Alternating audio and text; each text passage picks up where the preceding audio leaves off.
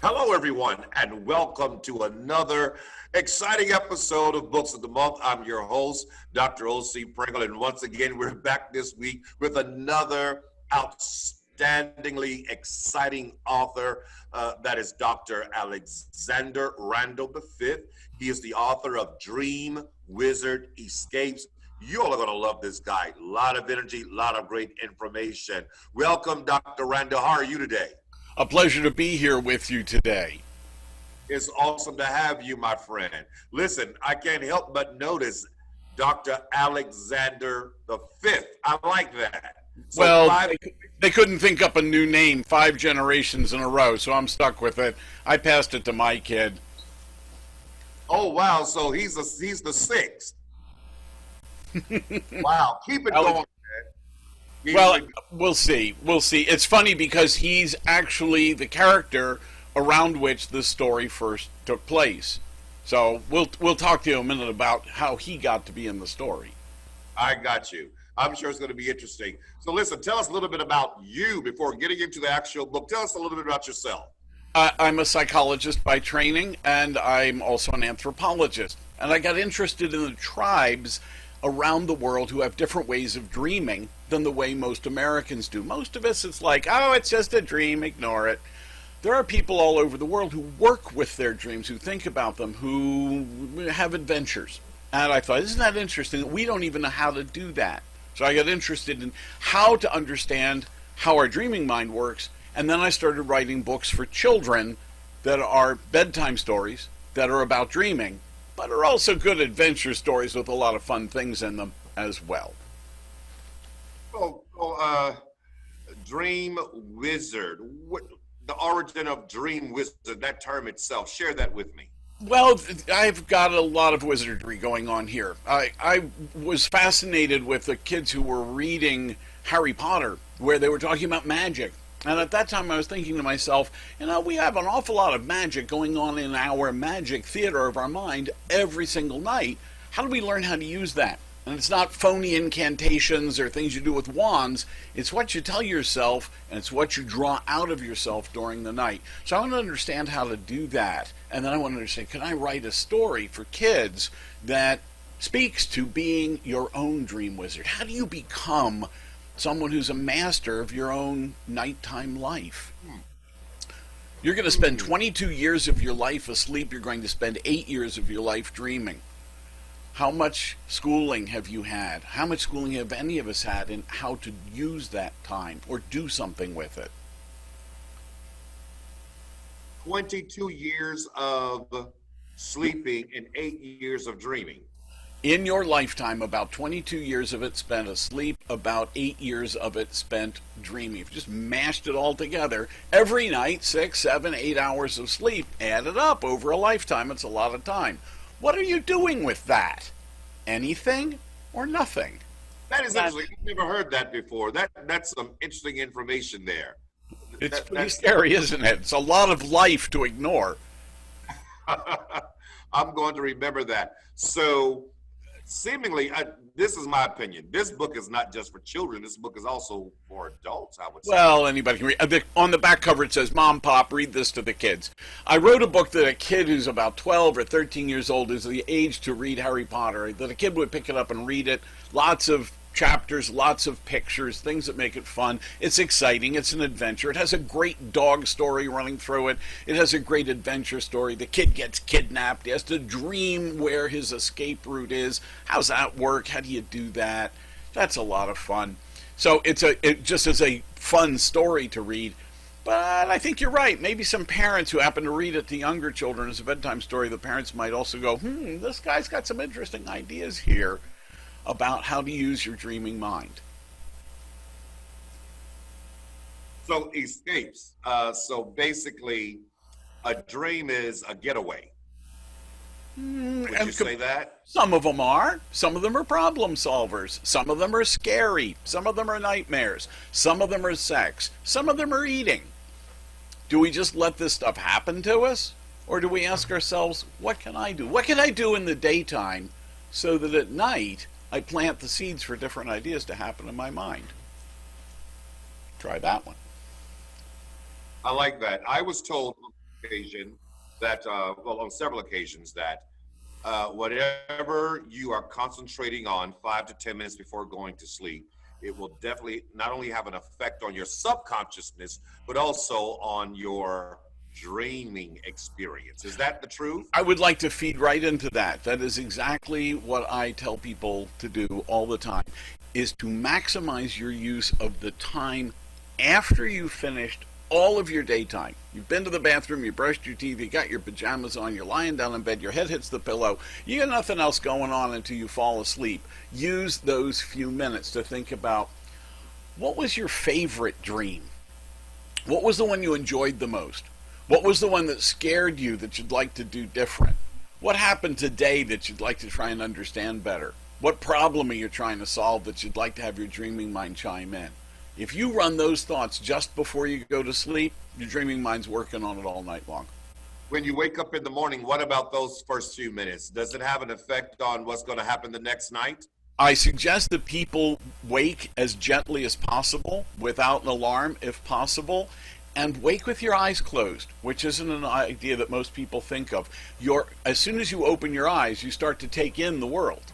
If you wake up with your eyes closed, it's going, okay, I'm awake, I don't have to actually do anything yet, then your dreaming mind is most able to remember what you were just doing.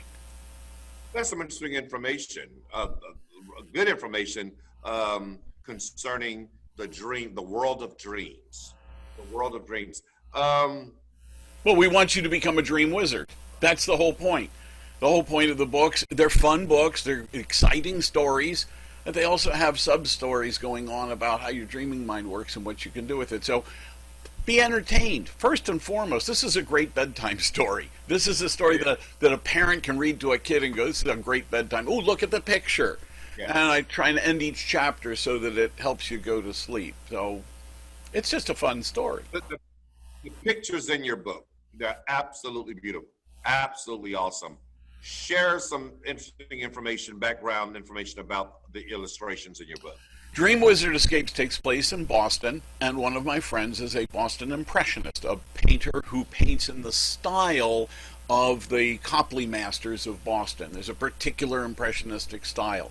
She has done the portrait of Barbara Bush that's in the Bush Library. Her work is spectacular, and she did a whole series of illustrations for this book, each one of which is a masterpiece. It's just beautiful to look at when these crazy ideas are going on. So Candace Lovely is the artist. She's worked with me on several other projects. We have paintings in the house. She's a wonderful artist, and this is a beautiful book. And it's particularly interesting to people from the Boston area because it's a Boston story. It's happening inside Boston, right at the Boston Common. So this person is also responsible for another famous portrait. Oh, she's got lots of, I don't have the whole list, but she has portraits of people. Her stuff's in museums. It's spectacular. She's a really amazing artist. And the cover just bespeaks it. She caught the swan boats that are famous in Boston and got them right on the cover with our dog in the picture, just to complete the dog part of the story. My books all have dogs in them. If you're a dog lover, there's a great dog story here. Did you mention something that the illustrator also painted a picture of a first lady or something of that? Well, Did you mention that? Yes, her painting of Barbara Bush is in the Bush Library in Texas, and she was selected to do that portrait because she was particularly skilled at painting dogs. That Candace had just done her own dogs in oil paintings so many times. Barbara Bush saw the oil paintings of Candace's dogs and said, I want that woman to paint my painting. And Barbara Bush's painting has her dog Millie in the painting in the library. It's my illustrator. She's a fantastic artist. And it's worth getting the book just to look at the pictures. I promise. Beautiful. That's beautiful. So how many books are they? Well, there's a set. There are three. The first one was out a couple of years ago and is in her first work, and we did all that one with oil paintings. This one now, the Dream Wizard Escapes, and in my word processor right now, the Dream Wizard Pirate Gold, we're going to discover treasure in our dreams. And that's going to be happening in the next story with a bunch of Vikings and pirates and crazy adventures. I gotta see that. I gotta read that. Coming. It's coming. It's a must. What type of reviews have you been getting from your book? People who read these books think they're fascinating. They're fun books. They're really good stories. And almost everybody comes back to me afterwards and asks, well, what about this with my dream? Even the people at the publishing house have been coming back to me asking questions about their dreams. What do you think this means? What can I do with this? How can I do this differently? That idea alone, that you can change the content, that you could do it differently, is such an interesting idea for Americans. We don't think about our dreams that way. We think about them, they just happen to us. But as soon as you start to think about, I could change it, you open a door of possibilities. What about interpreting dreams? You know, that's a wide open topic. I can get you somebody who interprets dreams any one of 100 ways. So we throw all that away and go, what's it mean to you? Who are the characters? What are the people? What are they doing? How's that related to your life? And I like to look at each dream and go, every noun is just a part of me trying to say something to me. And those stories that are going on, they're telling me where I am right now. But nobody out there, you know, no Freud, no Jung, none of those professional psychiatrists knows more about you than you. So your dreams are about you. Now it's about how to make sense out of you. Dreams. I like what you just said. You just stated something along the line of, there's something myself has to tell me about myself, or something of that nature, Yes. which you just indicated. I think Yes. that's pretty profound. There's something you have to tell. There's something you have to say about yourself. Your It mind happens is, in your dream. yes, your mind is trying to tell you something. You're having this story Your because mind- your mind is trying to tell you something. So pay attention. Your subconscious mind does play a very important part in what you dream, correct? It has access to everything that ever happened to you in your entire life. Every book you ever read, every teacher you ever had, every moment, every kid who did something gross on the playground in second grade, your dreaming mind has access to all of that, plus everything else that's in our culture and society. You're carrying all that around in you. And that's the raw material from which your dreams are being built. Wow, what a library to start from, huh? Everything. Wow, that's some interesting information. Your son is in the book, or something in the book represents your son? All of my books have a character named Sandy, who's the protagonist. He's running around. He's the one who's trying to figure out what's going on there. He's the one who wants to be a wizard and makes all kinds of mistakes and fails miserably and then figures out how to do it right. Sandy comes back again and again. He's my main character, and that's what we called my son when he was that's what they called me when I was a little kid. One of the adventures in the story, one of the things actually happened, occurred to the kid and triggered my mind at that moment. What would happen if, and then the story is built upon that. Right quick, Dr. Randall, where can our viewers go to purchase your book? On Amazon right now, it's on special. So there's an Amazon Kindle edition at 99 cents, a paperback for I think $5, and hardback for a little bit more. That's on Amazon right now. You can go to dream-wizard.com. That's my website. That'll get you a copy of the book. And if you send me a postcard, I'll sign a book and send it to you.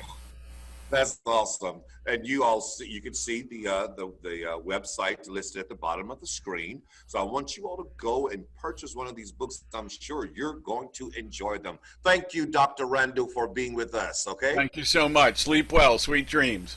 Same to you. Listen, you all don't go anywhere. We'll be right back with our next guest here on Preach the Word, after word from our sponsors.